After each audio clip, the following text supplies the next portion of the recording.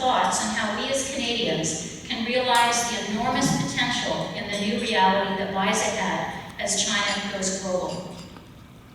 The Made in China story, from this perspective, is less commonly recognized in the West. The process of increasing value through global disaggregation and rebundling is in many ways the key to understanding the rapid growth in China's trade and economic development. China has emerged as the prime site for locating labor-intensive assembly, as other Asian suppliers have moved up the value chain, supplying higher value-added components that are used by assembly factories in China.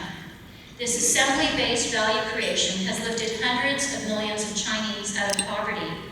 But perhaps surprising to many of us is while the assembly work has moved to China, only a small percentage of the financial value created remains there.